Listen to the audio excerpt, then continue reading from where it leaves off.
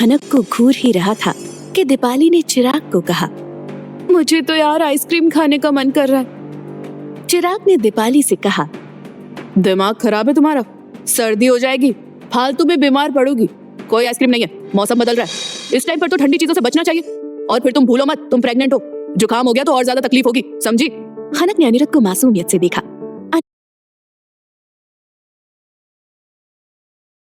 देखने से कुछ नहीं होगा रानी साहब, ये सारी की सारी बातें आप पर भी लागू होती है। आप कोई अलग नहीं है दीपाली से, समझी आप? उसकी ये बात सुनकर खनक ने मुंह बना लिया और फिर हाथ बांधते हुए बोली, हमें नहीं रहना आपके साथ, हम जा रहे हैं अपने मायके। कम से कम वहां पर हम जिससे जो मांगेंगे वो हमें लाकर दिया जाएगा, आपकी तरह नहीं कि हमें कुछ मांगने पर 4 बातें सुना दे। अनिरुद्ध उसकी बात सुनकर हैरान था। तभी दीपाली बोली, अकेली मत जाइयो, मैं भी साथ चलूंगी। ये सुनकर चिराग हैरान रह गया। चिराग उसकी बात सुनकर झट से बोला, आप क्यों जाएंगी? वो तो भाभी साहब का मायका है ना, आपका मायका थोड़ी है। दीपाली ने मुंह बनाकर कहा, दोस्ती का पहला रूल यही होता है, जो तेरा है वो मेरा है, जो मेरा है वो तेरा, समझे आप? इसलिए खनक जहां भी जाएगी मैं वहां उसके साथ जा सकती हूँ और मुझे कोई नहीं रोक सकता, आप भी नहीं। इस बात को अपने दिमाग में बैठा लो। अनिरुद्ध ने खनक को देखते हुए कहा, रानी साहब आप सच में बीमार हो जाएंगी, इसलिए हम मना कर रहे हैं। खनक ने जल्दी से ना में सर हिलाते हुए कहा, हम ज्यादा नहीं खाएंगे, थोड़ी सी खाएंगे, पर हमारा बहुत मन हो रहा है। प्लीज राणा साहब मान जाइए ना, आप तो हमारी सारी बातें मानते हैं ना, तो ये भी मान जाइए। अनिरुद्ध के पास उसकी बात मानने के अलावा कोई रास्ता नहीं बचा था। उसे पता था अगर वो नहीं मानेगा तो खनक पक्का अपने मायके चली जाएगी। वैसे भी इन दिनों वो अपने मूड स्विंग्स के अनुसार ही सब कुछ कर रही थी। अनिरुद्ध ने दोनों के लिए आइसक्रीम मंगवा दी।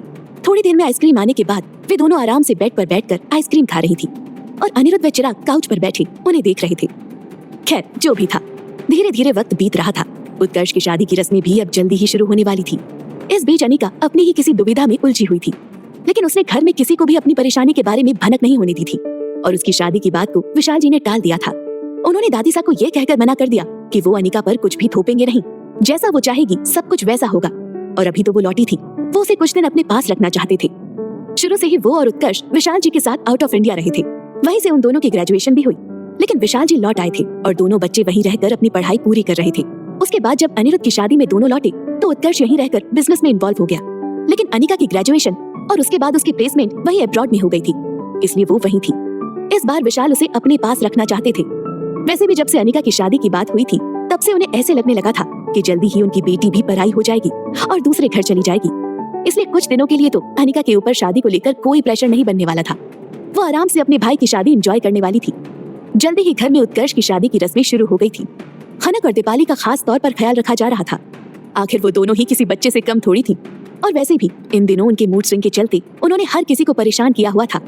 सबसे ज्यादा तो अनिरुद्ध और चिराग की शामत आई हुई थी और इन सब में सबसे ज्यादा मजा अगर कोई ले रहा था तो वो था अगम, जो अपनी दोनों काकिसा के साथ मिलकर अपने दोनों काकुसा को परेशान करने में लगा हुआ था। और उसकी इन्हीं हरकतों की वजह से अनिरुद्ध हद से ज्यादा चिढ़ रहा था। वो क्या ही कर सकता था, अगम तो खनक का लाडला था।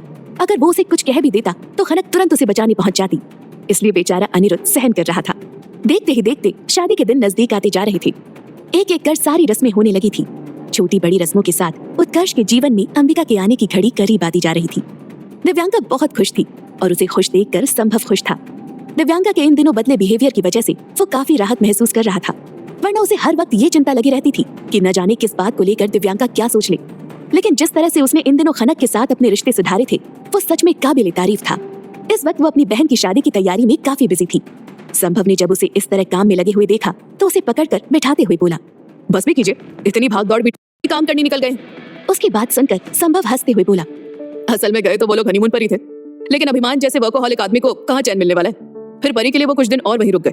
वैसे भी वो शादी की रस्में शुरू होने से पहले आ जाएंगे, तो आप चिंता ना करें। तभी खनक की आवाज आई, जी जी हमें भी कुछ बता दीजिए, हम भी कुछ करते हैं, हम बोर हो रहे हैं बैठे बैठे। दिव्यांका ने उसे देखा और संभव ने दिव्यांका को। दिव्यांका ने मुंह बनाकर उसे देखते हुए कहा, मेहरबानी कीजिए हम पर देवरानी साहब और बैठकर कुछ फल खा लीजिए। हम सुबह से आपको कह कहकर थक चुके हैं। आपको मजा आता है एक ही बात बार बार सुनने में और हमसे कहलवाने में।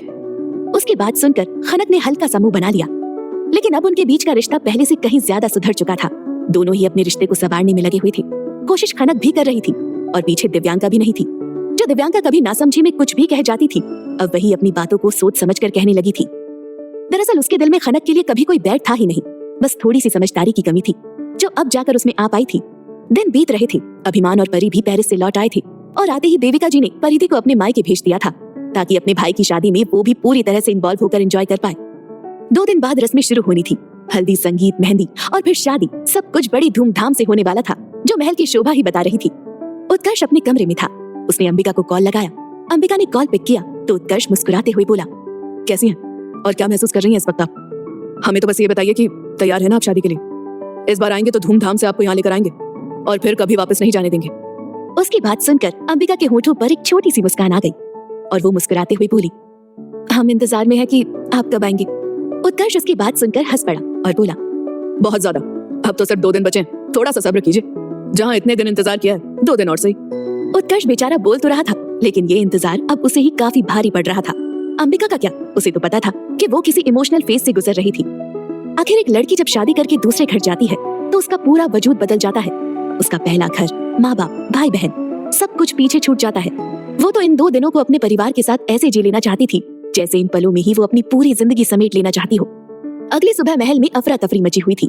सब लोग हल्दी की तैयारी में लगे हुए थे और अगम बाबू सुहाना के आगे पीछे डोल रहे थे, जो कि हमेशा से ही होता आया था। दिव्यांका ने उसे देखा तो मुंह बनाकर बोली, क्या करें हम इस लड़के का? इतनी सी उम्र में जहाँ प्रेम नाम सिर्फ सुनने और देखने में अच्छा लगता है, वहाँ इन्हें प्रेम करने का भूत चढ़ा है। हम समझ नहीं पाते हैं, क्या कच्ची उम्र का प्यार कभी सफल भी होता है? उसने अभी ये कहा ही था कि तभी पीछे से अनिरुद्ध ने आते हुए कहा, होता है भाभी साहब।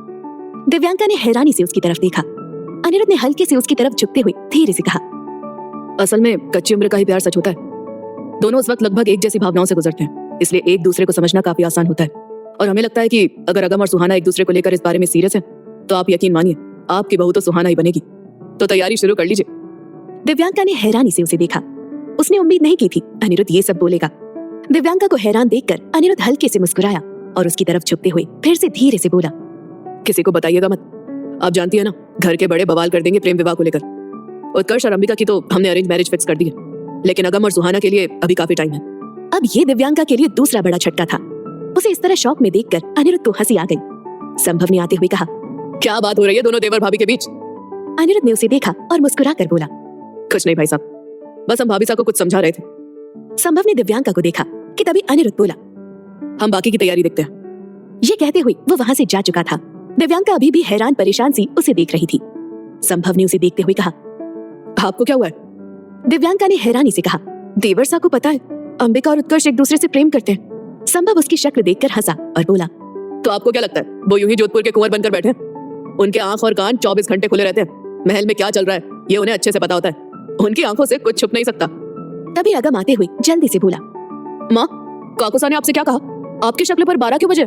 संभव ने जब अगम को पूरी बात बताई तो वो हंसते हुए बोला, आप कितनी बोली हैं, आपको पता भी है सबसे पहले इस बारे में हमें और उसके बाद काकूसा को ही पता लगा था।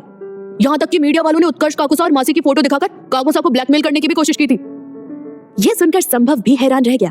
जब अगम ने उसे सारी बातें बताई तो वो मुस्कुरा कर बोला, भले लोग कह दे कि अनिरुद्ध की सोच थोड़ी पुरानी है या चीजों को देखने का तरीका थोड़ा अलग है, लेकिन एक बात तो पक्की है, अपने भाई बहनों पर वो जान छिड़कते हैं। दिव्यांका उसकी बात सुनकर मुस्कुरा दी। यह बात तो उसने भी हमेशा देखी थी। अनिरुद्ध चाहे जैसा भी हो, लेकिन अपने भाई बहनों से बहुत प्यार करता था। अब जब शादी की रस्मों के दौरान बुआ दादी को पूरी तरह नजरअंदाज किया जा रहा है, तो क्या वो अब पलटवार करेंगी? क्या अनिका कहानी में कोई चौंकाने वाला मोड़ लाने वाली है? जानने के लिए सुनिए अगला एपिसोड।